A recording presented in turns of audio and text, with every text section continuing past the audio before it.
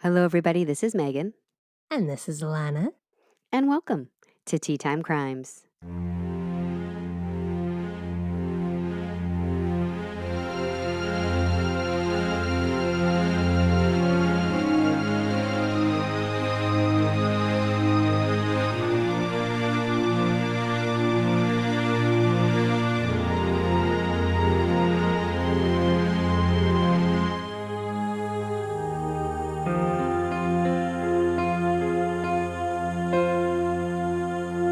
Hello, how are you doing, Alana? I'm doing great. How about yourself? I mean, you got an elephant in the house or anything like that? I wish. Oh my God, a baby elephant. Where would They're we so put it? cute, and they're so They're smart. they're so sweet too. Oh, elephants are great, and if you try to get their ivory, I'll come after you. So I went to my first rugby practice, and Ooh, it was an absolute blast. I didn't know what I was doing for the most part, but cool. the group of gals were really helpful and welcoming, and so I think I'm going to go back. Awesome. Yeah. I So bet you're yeah, that was naturally good at exciting. it. We'll see. Okay. The rules are a little different. Like, I grew up playing soccer, and so you move forward to get past to, but in rugby, you can only pass backwards. So you're useless if you're in front of somebody. So just got to rearrange the brain a little bit. Yeah, that might take a minute to get used to for sure. I think most sports you want to go forward. Right. Right. So, Yeah, but that's tough. it's fun. So, yeah.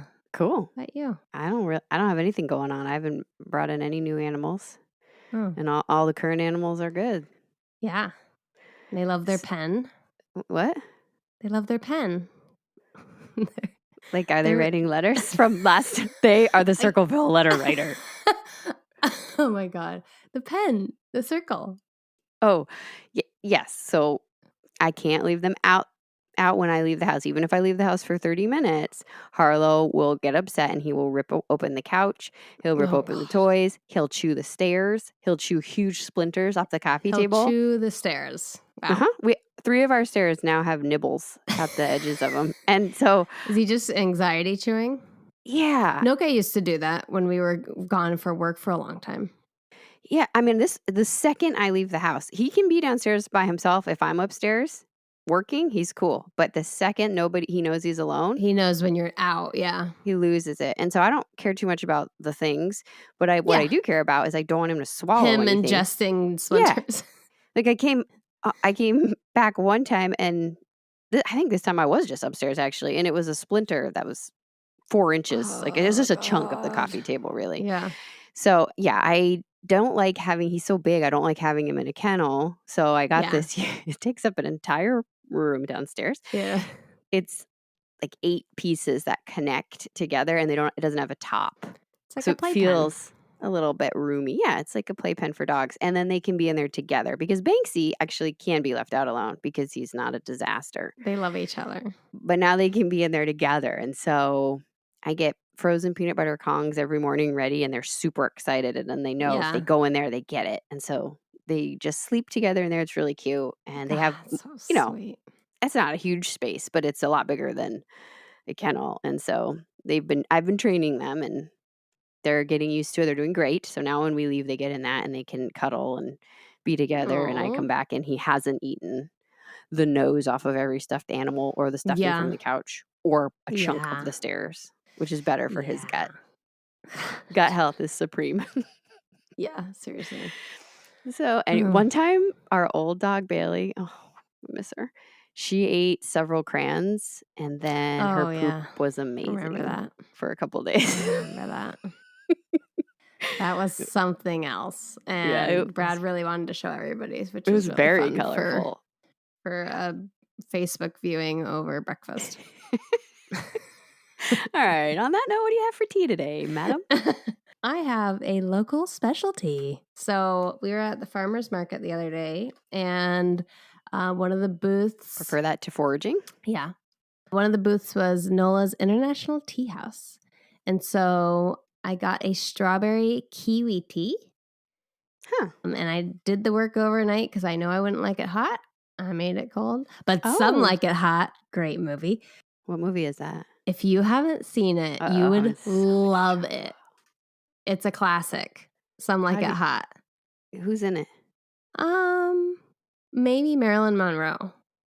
I think she's in it. I think it's her, and it's two comedians. Maybe and the Marilyn third Monroe. guy.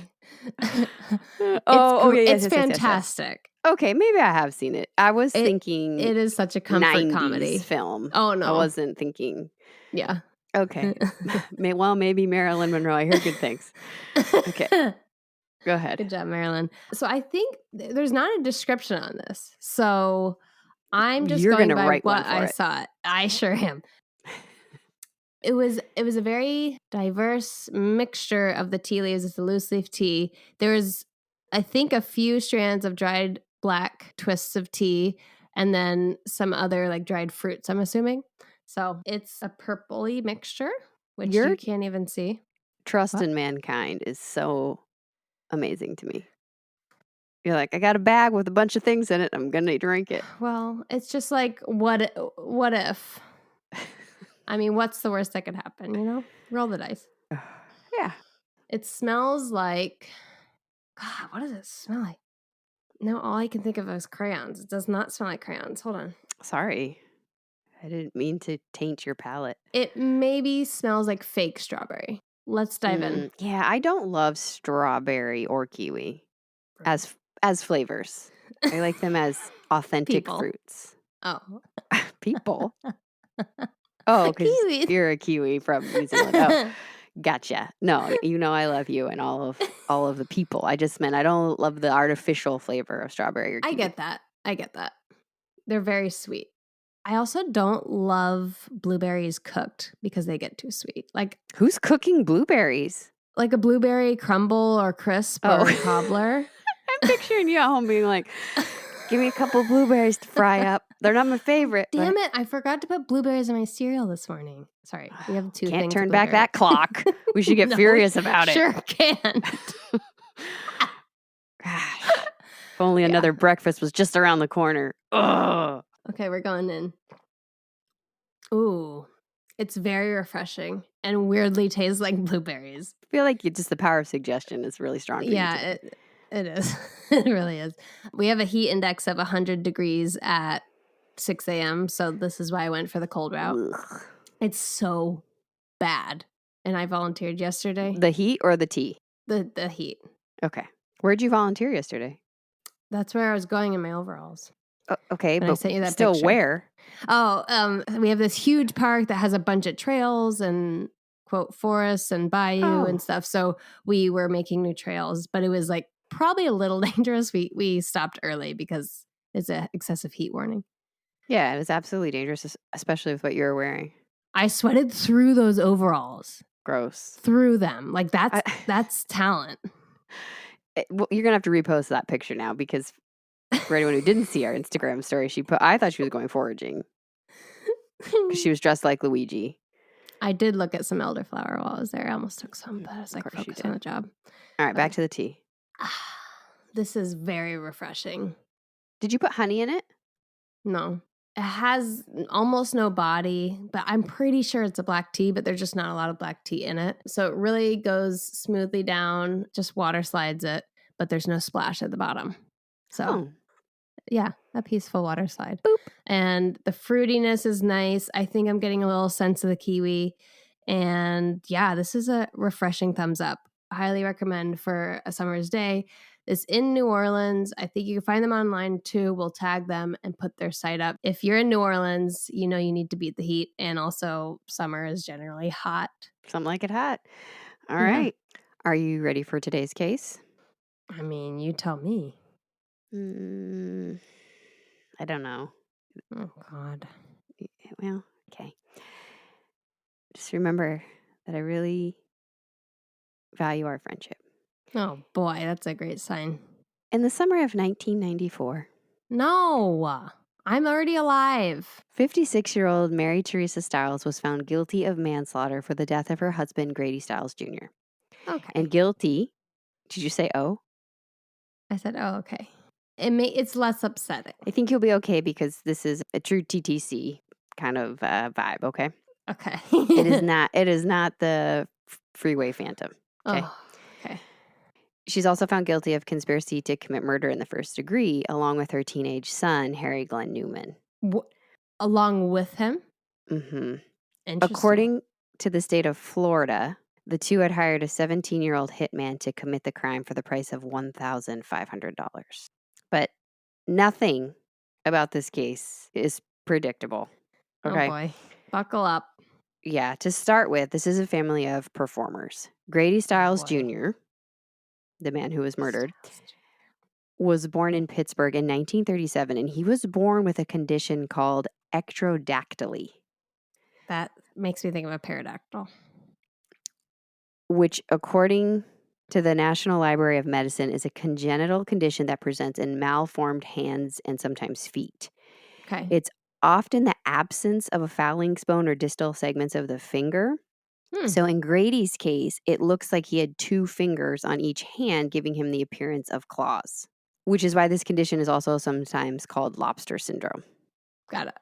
It affects about 1 in 90,000 births, with males and females affected equally. That's a pretty high number. Those numbers always seem high to me, and I think if you actually see it, and it's always hard for me, TTC math, it's always hard for me to understand what that means. Yeah. But Grady Jr. and his father, Grady Sr., were both born with this condition and has a 50% chance of being passed down. Oh. So it had been in his It's going to family be in the family. Yeah, it had been in his family for generations since the early 1800s. Question to the lady in front. I don't love the word congenital. Yeah. I just wanted to say that as a statement. I won't say it again. No, you can. I just want to say it. Yeah. I just like to express myself. Put it on the list. Right under vegetal. So Grady Sr. was already performing in carnivals and sideshows as the Lobster Man. I don't like that.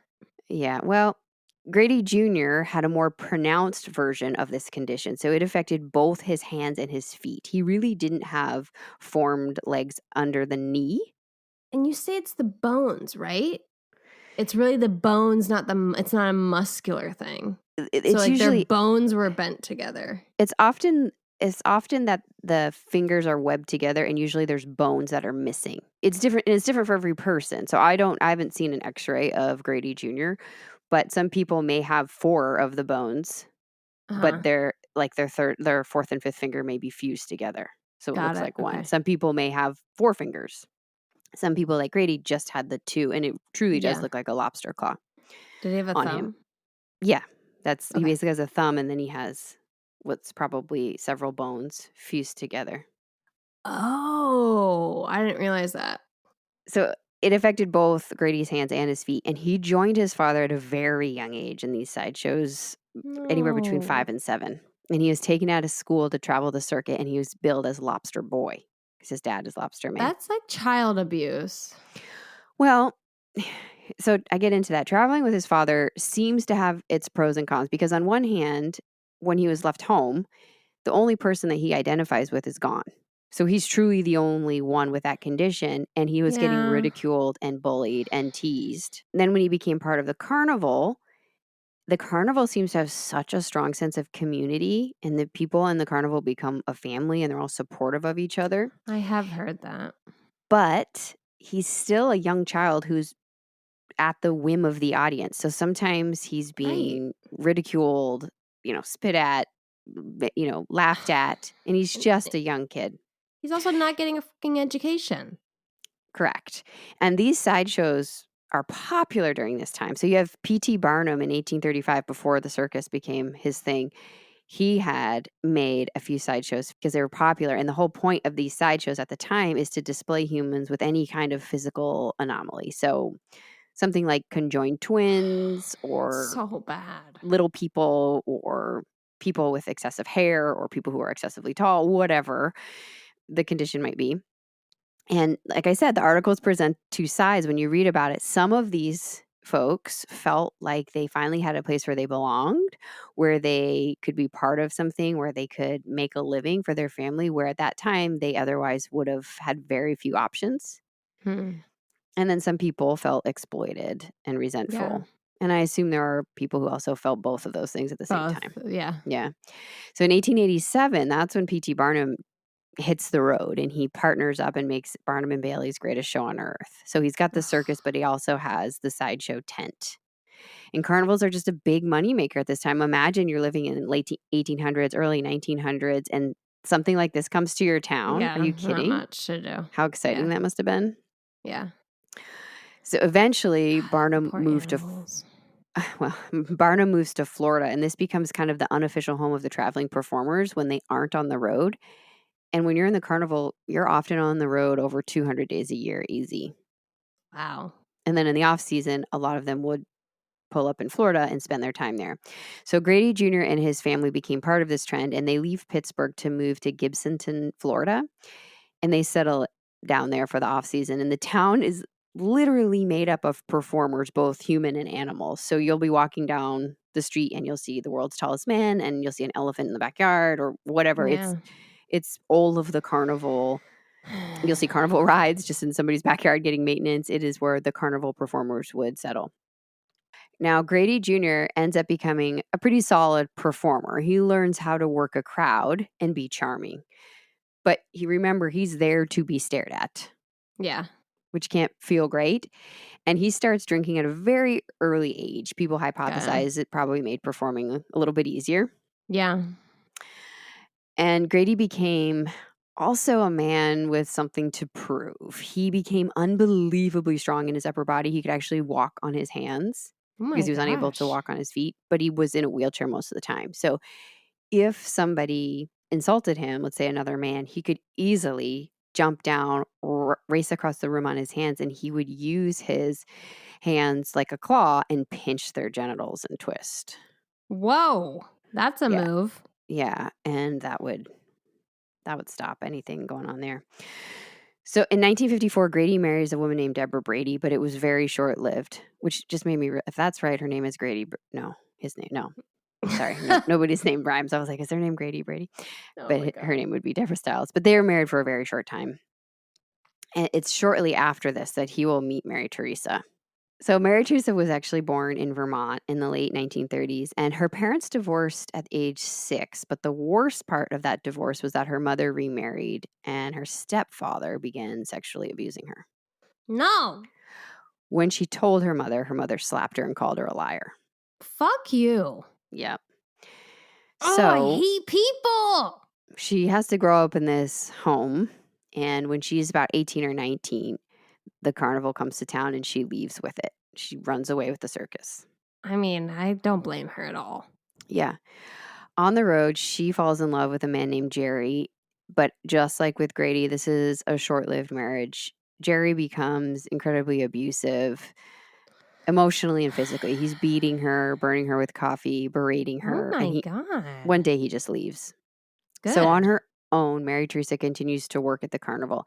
First, she's collecting tickets, she's at the front gates, but eventually she starts performing, which is, I guess, like a promotion. You're working your way up to being a performer. And so she has a show called Electrified Girl, where she would sit in what looked like an electric chair. And I guess it was an illusion where they would make it appear that electricity was coursing through her and Okay. lighting her up.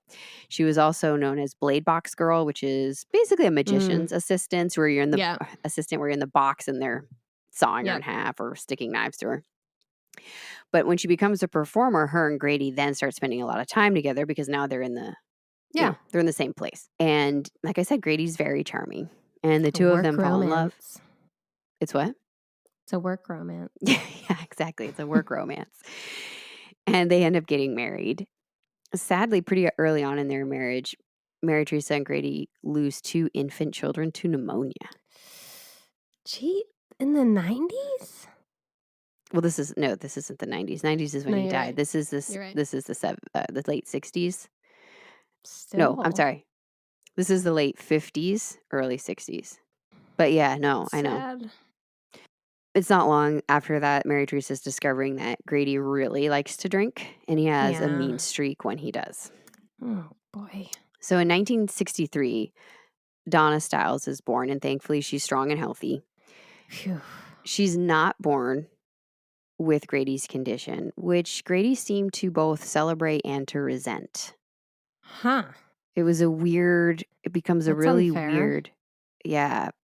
he seems to, I don't know, almost like that she doesn't have it, but then be mad that she's Is not it like him. is it like baldness where it's only like it's a male thing or like color blindness? I wonder. No, it can Okay, pass, it can pass 50-50 through male or female. gotcha. A few years later, the couple have another healthy girl named Kathy. And Kathy Yay. does have Grady's condition. So there's that 50-50. Got it. Now, having a family is not helping things in the Stiles What? home because Grady starts drinking more and more, and Oh, he's becoming abusive to Mary Teresa and the children. go away. The family is also expected to work. Grady pulls, just like happened to him, Grady pulls both girls out of school early to be on the road, and he puts Kathy on stage as early as 5. No, it's not good for them.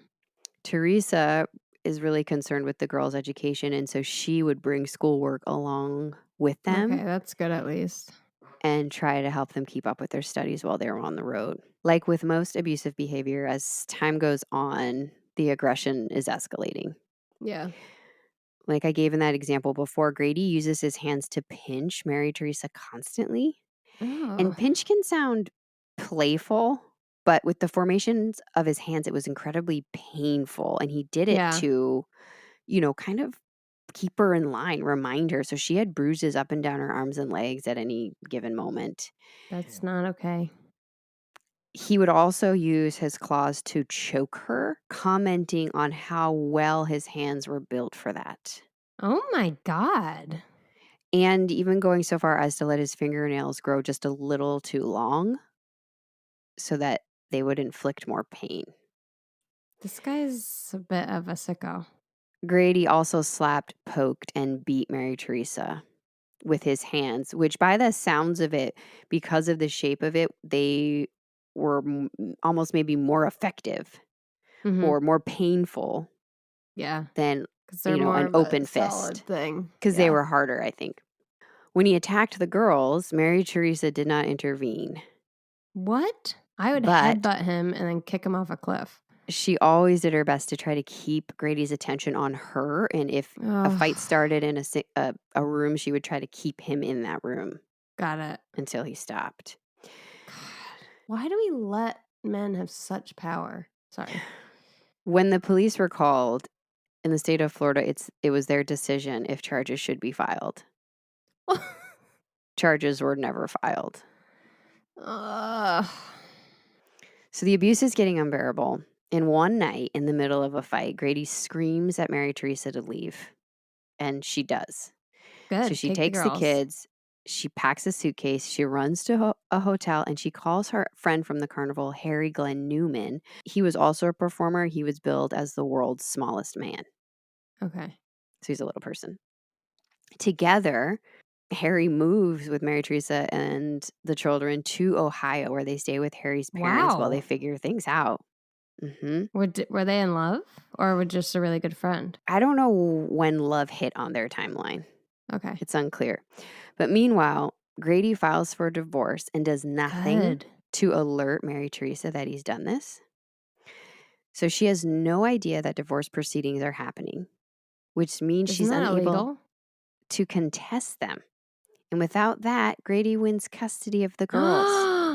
that doesn't make any sense. I know. You can't be doing that. You can't have that if both parties are involved. I doubt he knew where she was, and I doubt he tried, but I I don't know, know. but like just the court system shouldn't allow Well, it. to the court, she just didn't show up. But somehow the court finds her to tell her that she needs to report back to the court to drop off the girls, which she has to do. Grady won't let her visit. He won't let her back into the trailer to get her things, which he No. immediately sells everything that's left. And if she ever sends the girl something or reaches out, he sends it back. You need to save those girls. I would just go in there and abduct them. We're just getting started. Before long, No. Grady's remarried to a woman named Barbara, and they have a son, Grady Stiles III. They call him Little Grady. So Little Grady is also born with ectrodactyly, and Grady Jr. is now billing them as the Lobster family because it's himself, Kathy, and Grady Jesus. III. So, having lost everything, Mary Teresa marries Harry Newman, and they also have a son of their own, Harry Glenn Newman Jr., whom they call Glenn. By all accounts, Harry is a pretty solid guy. He has his own business, he's kind, but Mary Teresa really misses Donna and Kathy. Of course, they're babies. She keeps trying to see them. So, in the 1970s, Mary Teresa calls Grady and begs to let the girls spend Christmas with her in Vermont. Hmm. To everyone's surprise, Grady agrees and tells Mary to meet him at a local bar near the house. Oh no. Yeah, Harry's suspicious, but he knows how much this means to his wife, and so he goes. So it's Mary Teresa, Harry, and baby Glenn. They meet Grady at the local bar. Grady promptly starts drinking. Shocking. The girls are nowhere to be seen. Grady says he wants to talk first, and then they'll go back to the house to get the girls. So Grady has a few drinks. They go home. They get inside the home. Donna and Kathy are not there. No. Instead, Grady holds them at gunpoint while he calls for his What? friend to come in the back door with a shotgun. And his What? friend is also a performer who's billed as the Fat Man. Uh-oh. So the Fat Man, I mean, it's just a large man, right? Points a gun at the world's smallest man, Yeah. while Grady beats Mary Teresa, who is holding Glenn, the baby. Fuck, I hate him. I hate him so much. Mary Teresa begs for Grady to just let Harry and Glenn go. And Yeah. he says if he ever sees any of them again, he will kill all three of them. He needs to go to jail or have really bad things happen to him. Hold on. I don't know how much Donna and Kathy know about this particular instance, but they don't need to know to understand the kind of man their father is, because in 1978, Donna is now 15. She falls in love with a 17-year-old boy named Jack Lane, and she runs away from home. She wants to get out of there. Good. She calls Grady and says, I'm not coming back. Good. He threatens to find her, hunt her down, and send her to juvie.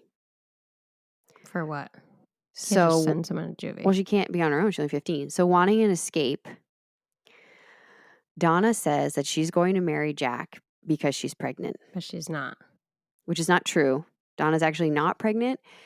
Actually, Donna is still a virgin at this point, but she's saying it because she believes then her father will sign over permission if he believes she needs to get married, because she's only 15, so he needs to sign a document saying that he allows it.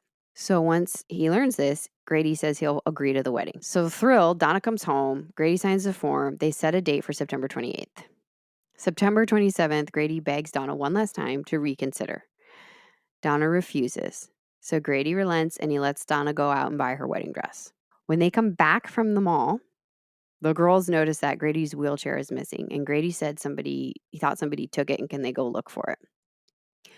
So Kathy, Donna, I assume Barbara, his wife, are out looking for it. He asks Jack to stay behind so that they can talk. And as Donna's looking for her father's wheelchair, she hears gunshots. She rushes back to the house and she holds Jack in her arms while he dies from 2 gunshots. Saw that coming. When Donna looks up at her father, he's smiling at her and he says, I told you I'd kill him. Jeez. He's a sick man. So the police are called.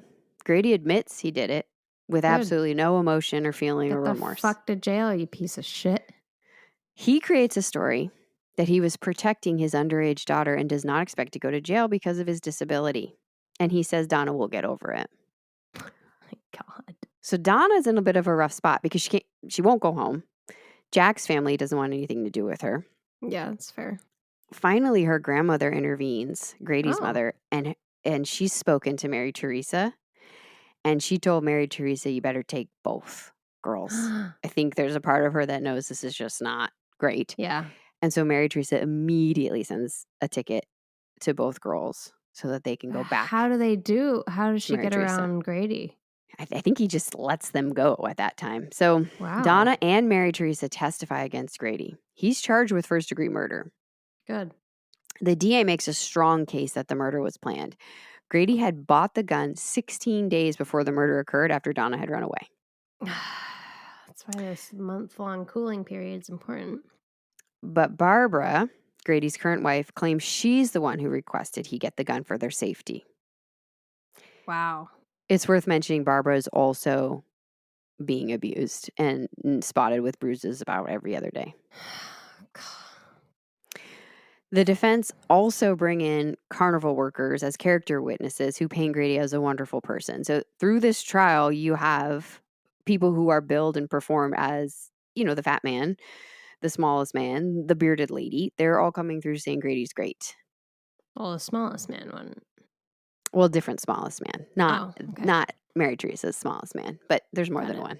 I don't think that title is official. So then Grady takes the stand and he completely puts on a performance. He plays up his virtues as a father, wanting just what's best for his daughter.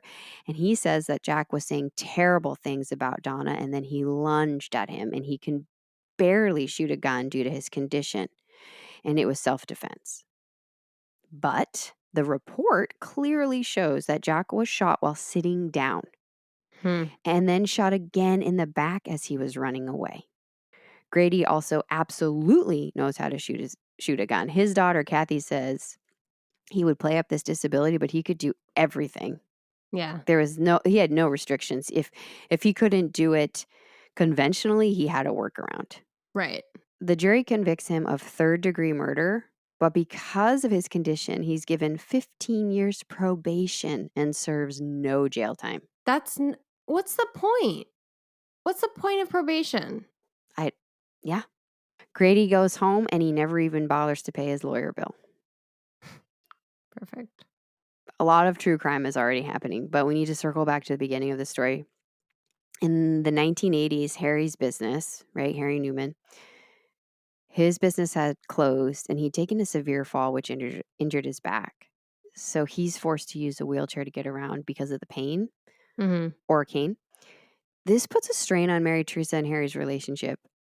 And in 1988, Grady reaches back out to Mary Teresa, telling her that he's changed and he wants her back. No. She starts seeing him again.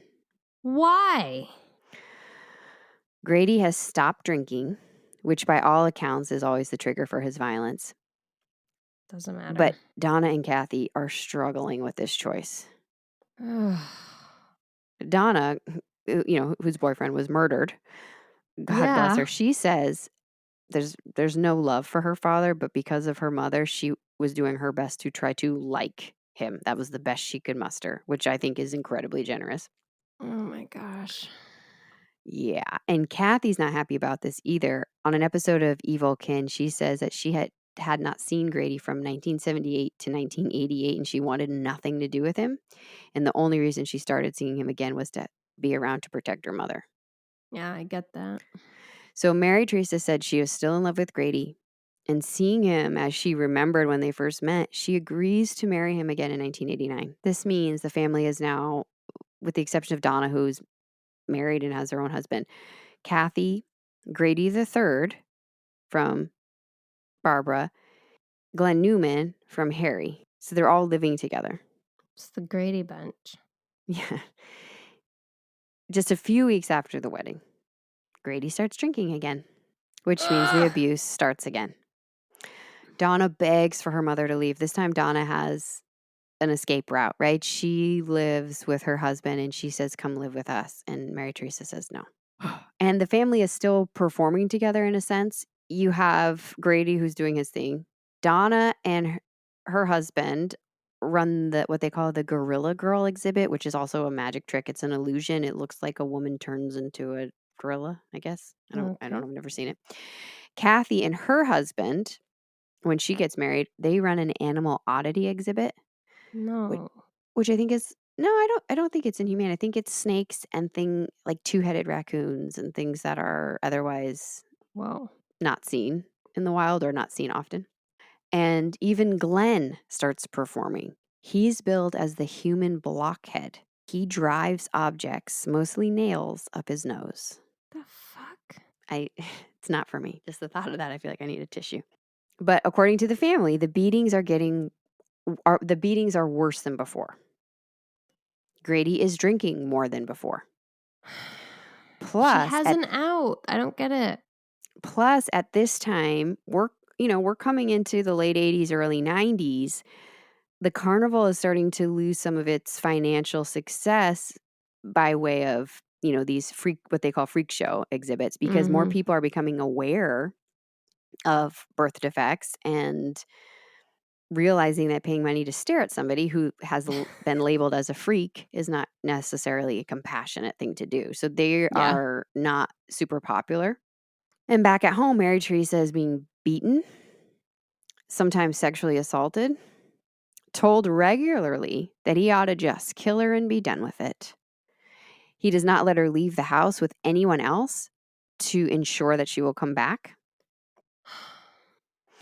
And Kathy, at one point, steps in between a fight between her parents, and she's 7 months pregnant, and she gets hit in the belly. No. Yeah, Grady strikes her in the stomach. She's rushed to the hospital the next day for an emergency C-section. Her child was born prematurely. Is it alive? Yeah, the child survived, Okay, but good. I don't know the effects it had from being born 2 months early. Now, one morning, Mary Teresa wakes up with a knife to her throat. That's how she woke up. After that day, she told her son Glenn that something has to be done about Grady before he killed all of them. Yeah, just leave and go to another state. So you fast forward to a few weeks later to the evening of November 29th, where Grady sat watching a movie. Little Grady, that's just his name, he's older now, Yeah. but he's an older teenager. He's asleep in his bedroom. Mary Teresa and Glenn leave the trailer to go visit Kathy, who's on the same lot, because Kathy's daughter had been sick and they wanted to check in and see how she was doing. While the two of them are at Kathy's, 17-year-old Chris Wyan enters the home, shoots Grady 3 times in the head. Wow. In the Police are head. called.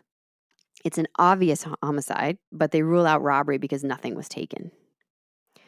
They also notice that the family does not appear to be upset. I mean, Well, honestly, his daughter Donna said when she heard the news, she was happy. And she said, yeah. finally. I don't blame her at all. Not at all, but I imagine coming in as a police investigator, you Yeah, it probably doesn't look aren't great. expecting that. You're like, "Wait, what?" But they're all just relieved. Yeah. So they start questioning the family.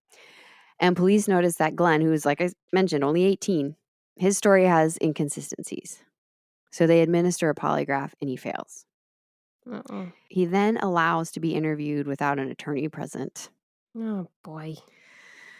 And he said about a week before the murder, he started talking to Chris about Grady's treatment of his mother, who was constantly beating her, saying things like, "I should kill you." And Glenn told Chris that Mary Teresa had said something has to be done. And Chris said he'd take care of the problem for $1,500. Now, Mary Teresa, her story is a little inconsistent because as soon as she hears that Glenn had confessed in a way, she says she's taking full responsibility. What, but Glenn isn't her kid. No, Glenn is her kid. Glenn is her kid with Harry. Okay, okay. But it would appear that Grady the third, she was very much a mother to him. He calls her mother. Okay. Okay. So I think she considers all of them her children. Got it. At other times, she says that Glenn misunderstood, that she kept saying something had to be done, and Glenn said he would find somebody to help, but they didn't specifically say murder. And in her mind, she thought they were going to scare him or they were going to have a talk with him or Um, something else was going to be done. Glenn also at one point said that he called Chris and told him to forget about it, and Chris refused. so Chris got his own little weird issues, like a 18-year-old who Possibly. really wants to murder someone 17. and He's 17 and 17, yeah. just wants to murder All someone. 3 of them are arrested, and they're tried separately. What's interesting to me is where the support lies, at least the support that's reported by the media. It seems that the carnival people side with Grady to an extent. I saw several people state that they never saw any abuse or that Grady was nice to them. And Donna had mentioned in a previous interview that one of the things that was so frustrating about her father was that he was nice to everybody outside the house. He would, lend somebody money. He would be really personable. Yeah. But as soon as you're behind closed doors, she said he was a monster. And so they might necessarily not be lying, but that doesn't mean just because he's nice to one person doesn't mean he's not mean to another. I just can't believe they wouldn't see signs of abuse I know. since they all live Well, closely. then there's also this attitude. I mean, it's the 90s. Even today, there's a stigma about it. But there's also this attitude. Other performers and people at the local bar just say, "Why didn't she just leave? Why didn't she just leave?" It's the whole victim mentality, abuse victims. It's not easy. Yeah. But here's what I find interesting about that. So all these people are kind of criticizing Mary Her Teresa and and saying, not why didn't him. she leave? Oh, he was a nice guy. Almost nobody went to his funeral. He didn't have a single pallbearer because nobody wanted to do it. Wow. So how nice was he really? Because every single person inside that house stood by Mary Teresa, even Yeah. Grady the third. Yeah. They all stood by Mary Teresa, and they said her account was the accurate one. And one of the books I read was written by Fred Rosen, who was actually there for the trial. And he spoke to Donna at one point, and she said something that stuck with him and in turn stuck with me. She said, my father, this is paraphrasing, but my father killed a 17-year-old and then a 17-year-old killed him. It's really just Mm. some sort of poetic justice. Mhm. So Chris is tried as an adult and he's tried first. He's given a public defender and he's sentenced to 27 years. Mary Teresa's tried next, and she has a high profile attorney agree to do the case pro bono. Oh. Her lawyer presents battered spouse syndrome as the main defense because Mary Teresa isn't saying she didn't do it, she's saying she had to do it. Yeah. But what's unusual about this case is it's the first time that this defense was used in a murder for hire case. Usually, it's the woman who has committed the crime, or it's the battered spouse who has committed the crime. Mhm. So the legal argument then became not if the abuse was present, because I don't think anybody thought that she was lying about that, but rather for the defense to have a legal standing, it must be clear that Mary Teresa thought her life was in imminent danger, which the judge argues is not the same if it's a murder for hire because it's not happening in that exact moment. The judge who ruled that this couldn't be considered a valid defense becomes ill and they get a new judge. The replacement judge Wow. actually agrees with the defense and says he'll allow that. Everyone in the family testifies to how terrible the abuse was, which he murdered his Yeah. daughter's boyfriend. Like there's clear threads of violence. I don't understand why people aren't just like, yeah, I bet it was awful. The defense has 3 different experts on battered women syndrome evaluate Mary Teresa and all confirm that she suffered from the disorder. And this is a subset of PTSD, which experts said can explain any holes Mary Teresa might have in her memory. This is very hard to have perfect recall, Yeah, because it's so painful. being traumatized day after Yeah. day. They also said that for Mary Teresa, every single moment felt like imminent danger. Yeah. You just never know when it's going to escalate. Exactly. So the prosecution doesn't try to refute the experts, but they have that same argument as the judge. She wasn't in imminent danger at the That's time because she bullshit, wasn't being man. beaten at the time. But the biggest thing that seems to have an impact on this case, there were 2 things that happened that looked bad on the defense. So one, the family had said that Grady had been drinking that day, and every time he drank, that all led to abuse. But Grady died on a Sunday. So in a lot of states, there's liquor laws where they don't allow Ooh, drinking laws. until late in the Yeah. day, because I guess church, I don't know. That was the case. And he had not been at the bar because it wasn't open.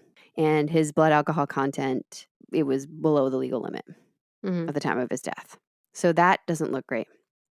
The second thing is there's a video that gets circulated without sound that shows Grady wrestling with little Grady. And he looks like he's being really rough. But then a tape with audio surfaces. And with the audio, it seems more just like a family kind of roughhousing. Mhm.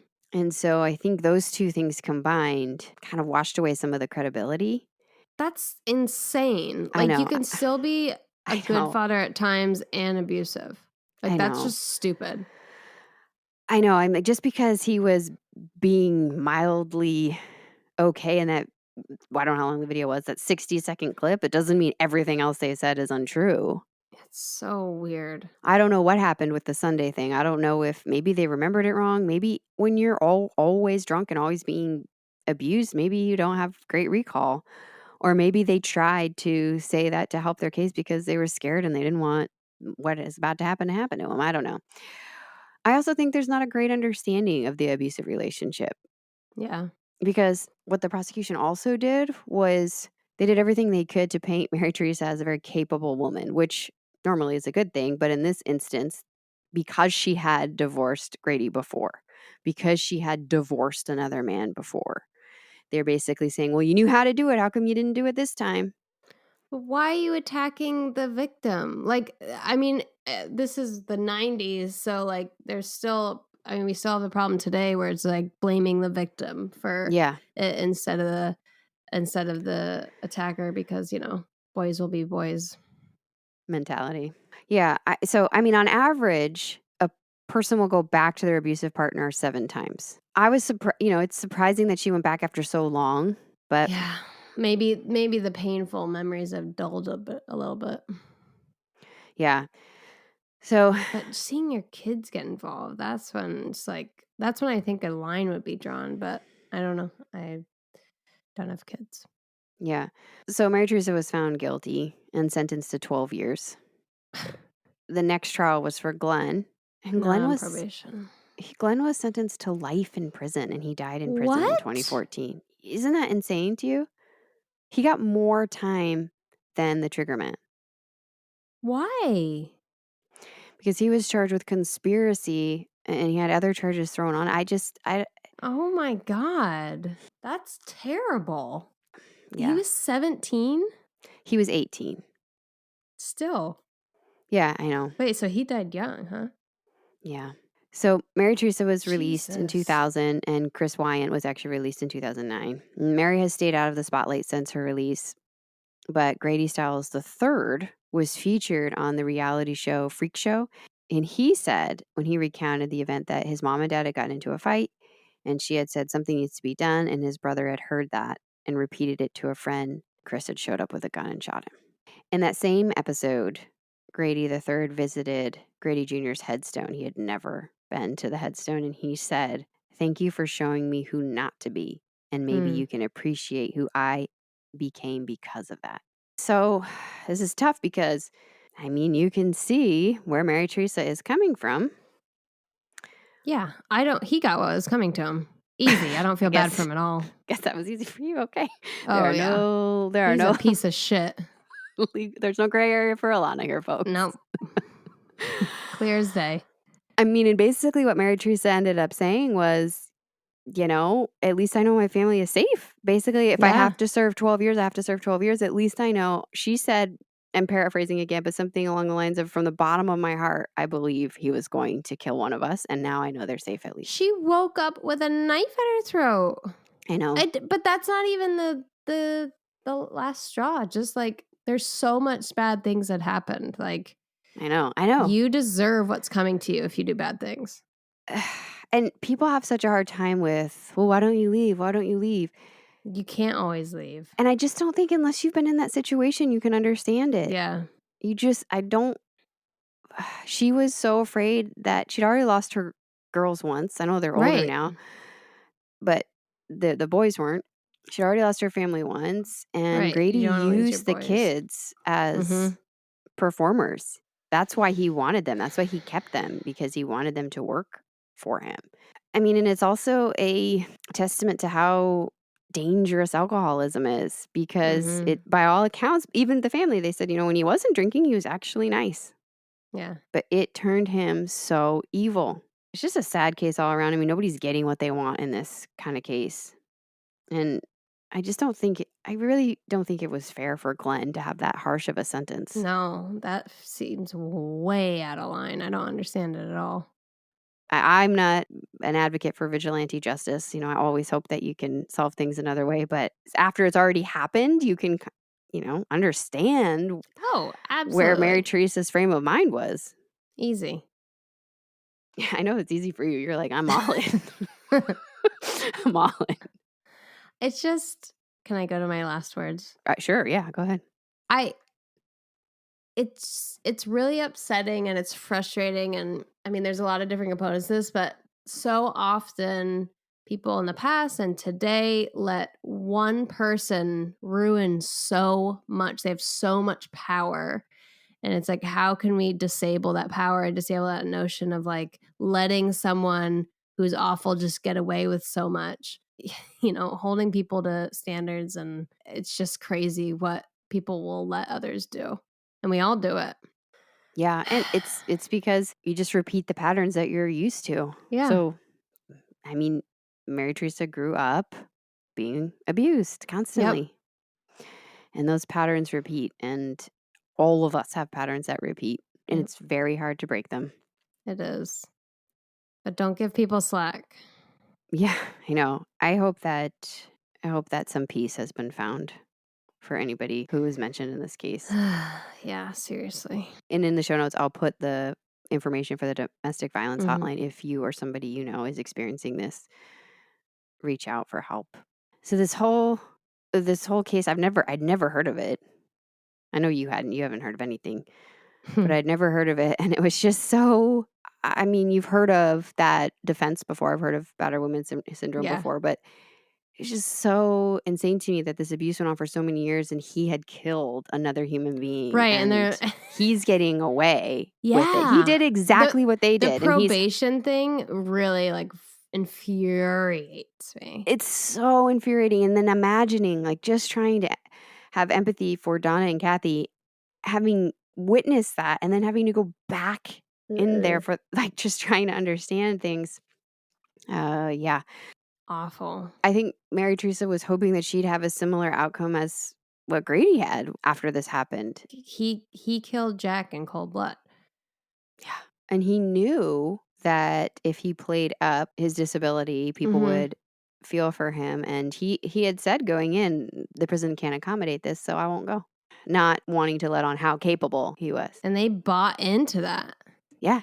Well, I hope some healing has occurred. And if you're in that situation, reach out for help. Stop it before it gets there. Yes. There is light at the end of the tunnel. You can have a totally different life and one with love and peace because you deserve love. So, who should listen today? Men. That's it.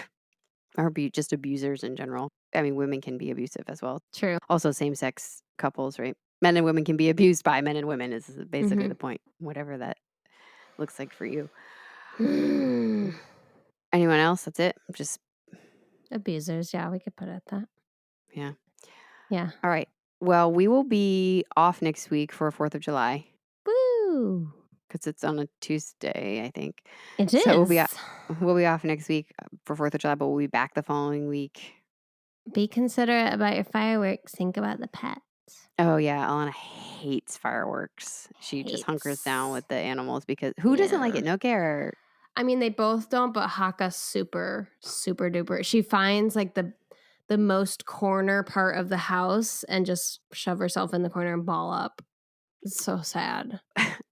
Do you have one part of the house that's more corner than another? Well, you've been here. You know where the hallway comes in and there's a door to the closet, Chris's Okay. office, and then my office. She goes Yeah. in that because it's the most cave-like. You know what I mean? Because it's Yes. like darker and I know, Poor thing. baby. Like Just a public baby. fireworks, cool. Like I, that's nice. It's fun. It's controlled. It's one area, and they're usually cooler.